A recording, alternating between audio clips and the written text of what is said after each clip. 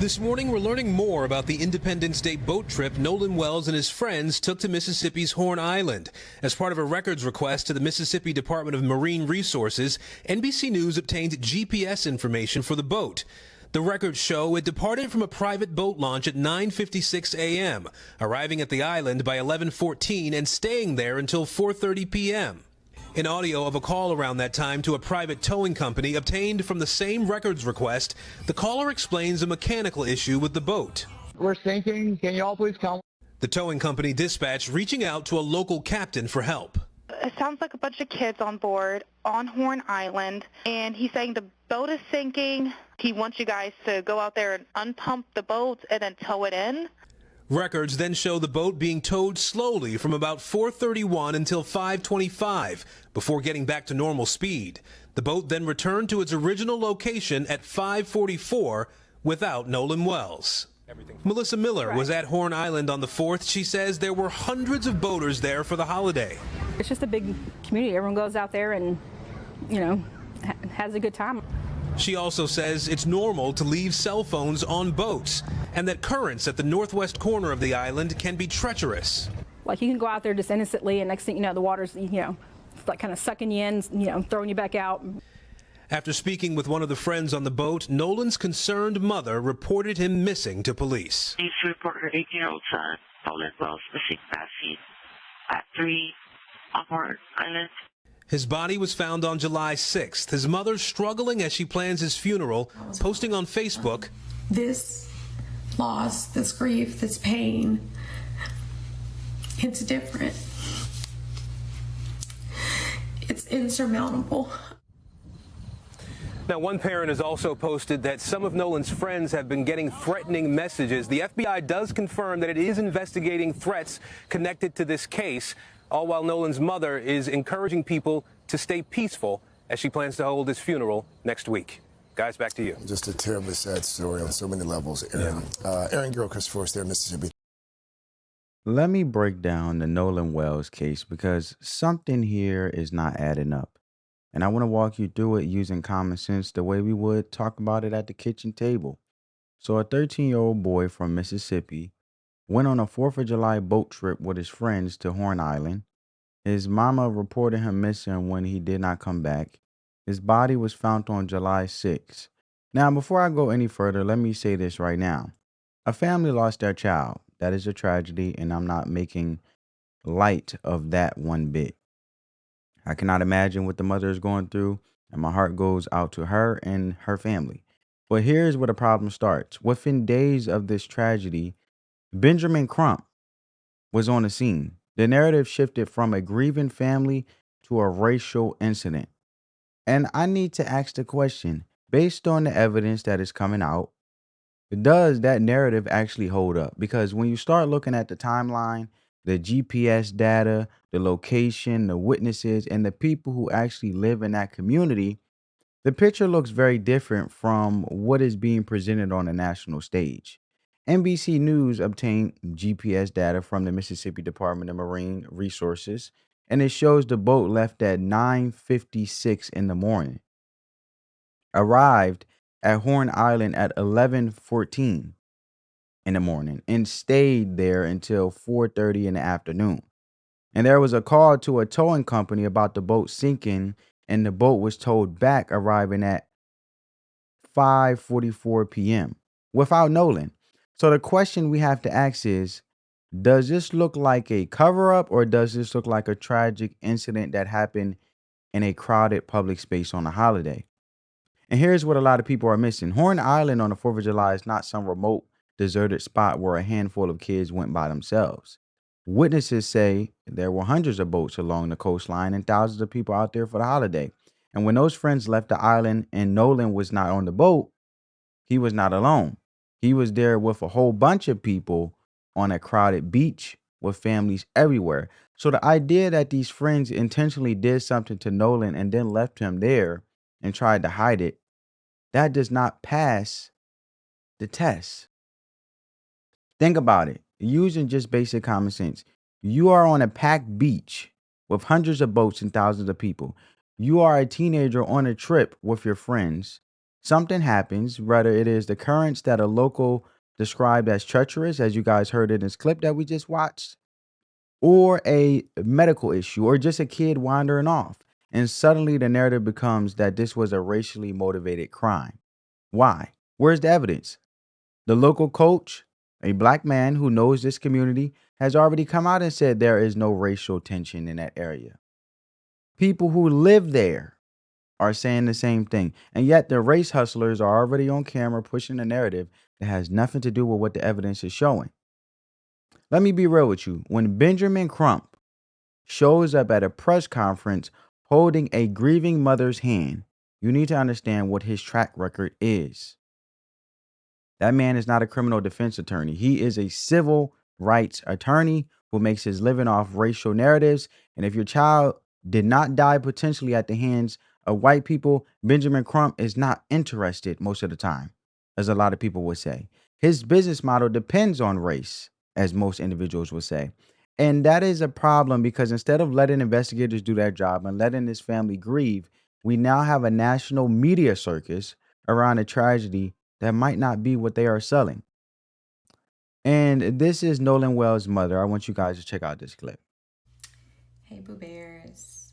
I know you probably did not expect to see me, but I had to come on because I wanted to acknowledge all of your love, your support, your kindness that you guys have been showing me. I wanted to, answer each and every one of you, and I probably will at some point. I will at some point, but right now it's just, everything is so heavy. Everything is so heavy. Just been going through the motions. I'm a healthcare provider, so I talk about grief a lot. Now to be on the other side of this is, it's a lot. So I lost my mom a few years ago, and that was hard. This loss, this grief, this pain, it's different. It's insurmountable. And then it's like you get these flood of emotions all at different times, and grief is so multi-layered. 1 second I might be okay and I can talk about things and I can listen to his stories, and then the next minute I am falling apart and I feel like I can't breathe, and I feel like there is an elephant just sitting on my chest. But I know this is the process. I have a wonderful support system. I have my faith in God, which I've been leaning heavy into. But I just wanted to let you guys know that I see you. I love you. I'm thankful for all of you. And I'm so sorry that I hadn't been able to reply. I don't know exactly when again I'll post. For some reason, it does help. And I know if Nolan was here, he'd be like, Mom, just keep talking to the people, keep telling my story, keep telling your story. So that is going to be my plan. Again, thank you all so much. I love you, and I will talk to you later. Bye. All right. Now, let me take this a step further because this is where the teaching moment comes in, right? The same people pushing this narrative are the same people who tell you that white people are dangerous and you cannot trust them. And I watched a clip of a woman on social media saying she tells her kids they cannot hang around white children. A convicted felon with a rap sheet telling other parents to teach their kids to fear white people. And nobody called her out. But imagine for 1 second if a white person got on a podcast and said the exact same thing about black people. They would lose their platform immediately. The double standard is real and it's damaging. I believe what Morgan Freeman said. If we want to stop this racism and divisive rhetoric and be able to be unified and come together, no matter the race, which I advocate for, I dislike and disapprove the divisive rhetoric and the racist rhetoric. I want us all to come together, and I'm going to keep pushing for that, always will, until my last breath. But I seen this clip, and I seen Officer Tatum, who is a Republican conservative commentator on YouTube, react to this. And I want you guys to see it because here's what I want you to understand. The biggest threat to any community is other people within that community who profit off division. These race hustlers are not helping families. They are exploiting tragedy to fill their own pockets and build their own platforms. Look at this Nolan Wells case. The kid played football. He had white friends, all types of friends, black, white. They went to school together. They hung out together. Nobody has produced one shred of evidence that there was any racial tension or foul play. But Benjamin Crump shows up, and suddenly the media is running with a narrative that has no factual foundation. You see how dangerous that is? You see how dangerous that is to communities? You see how you see how destructive it is to communities and tearing things down instead of promoting unity? And I know Morgan Freeman says, if you want to kill racism, don't acknowledge it. And I do my best not to acknowledge it, but I try to extract the wisdom from it so we can continue to learn while not acknowledging the destructive part of it, but the good part of it, to continue to push forward in unity, no matter what your race is. And meanwhile, the actual investigation is happening and real evidence is coming out that contradicts everything they were saying. This is why common sense matters. This is why you cannot just believe everything you see on the news or social media. You have to wait for the evidence. I am big on waiting for the evidence. I respect the legal process and letting it play out. You have to ask the hard questions. You have to look at who benefits from the narrative being pushed.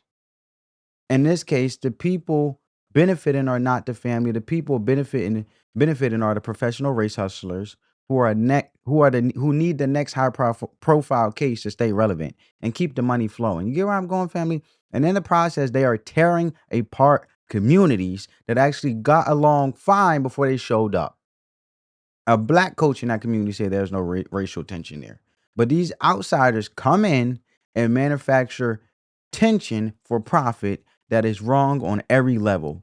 And this is why it is destructive and dangerous with this rhetoric. And now I want you guys to see Officer Tatum react to the clip of how this distasteful rhetoric seeps into the minds of destroying communities. I want you guys to check it out for yourself. I'm not telling you what to think or how to think. We're just having a conversation. But check this out and let me know what you think in the comments. Roll it. I can't believe that there's men that would actually lay down and have babies with a woman like this. Play the clip. We're at a point right now where my kids ain't allowed to hang with white kids. Like, you literally can't hang with these white Really? kids. I promise you. And this is the thing.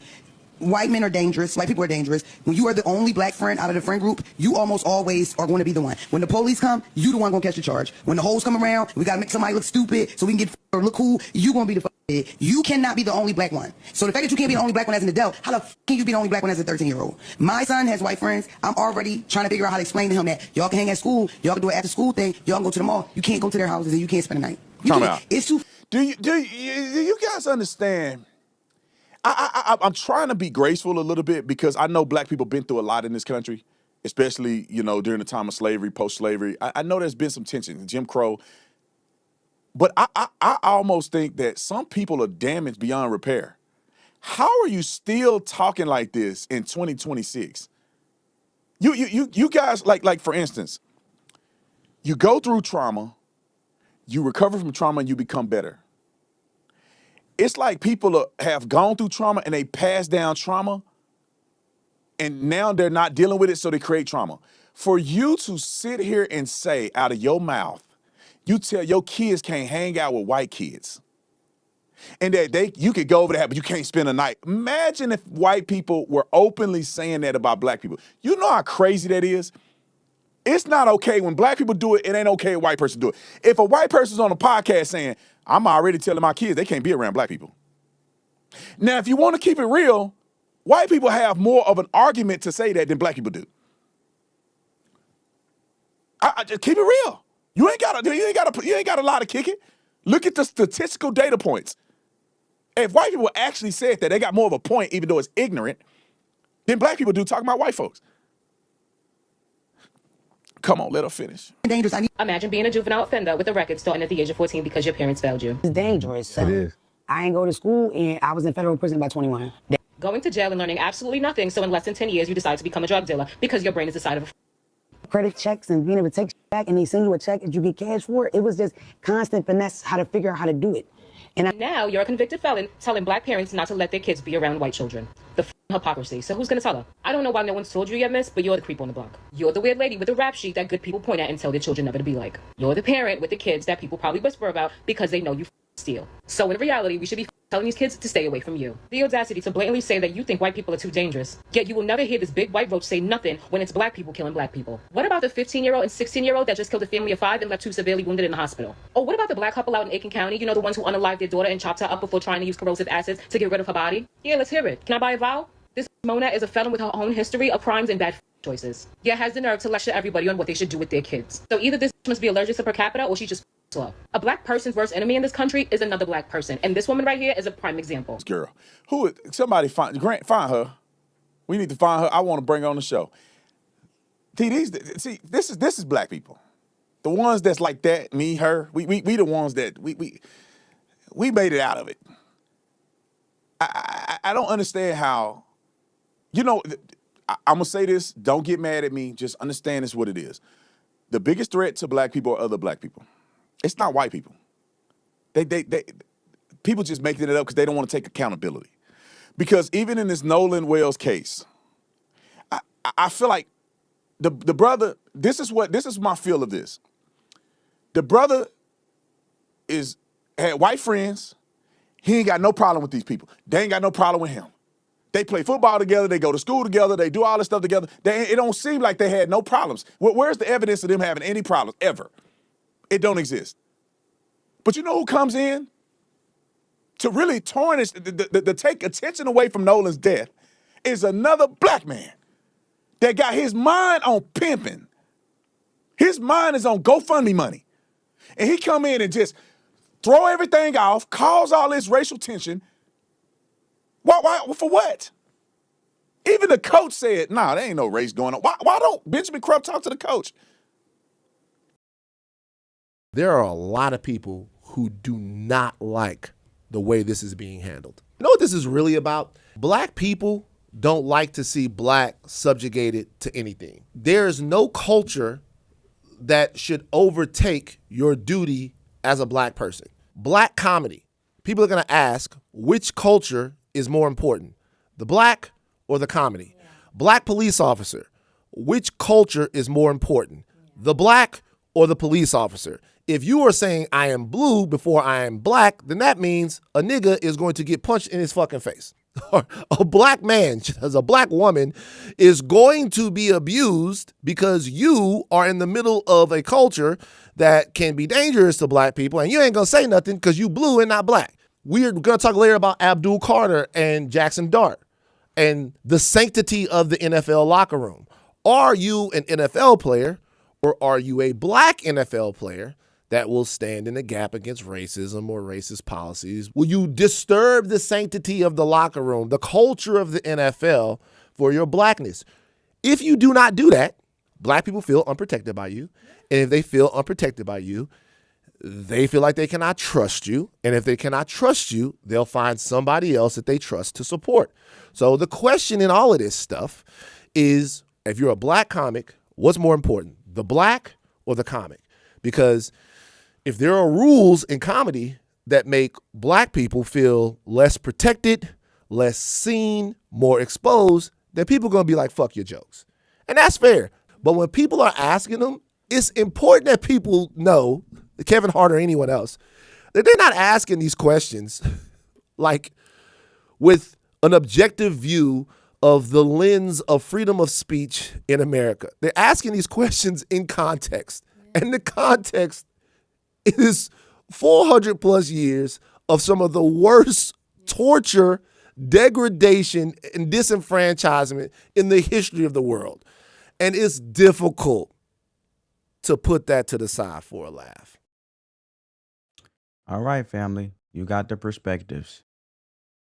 So what is the takeaway from all of this? Simple. We need to learn to separate tragedy from narrative. A family lost a 13-year-old boy, and that is heartbreaking no matter what the investigation ultimately finds. But we do that family no favors by turning their son's death into a racial talking point before the facts are in. We do the community no favors by dividing people who had no problems with each other before the camera showed up. And we do ourselves no favors when we accept every narrative we are fed without checking the evidence first. The Bible speaks directly to this in Proverbs chapter 18, verse 17. The first to prevent his case seems right until another comes forward and questions him.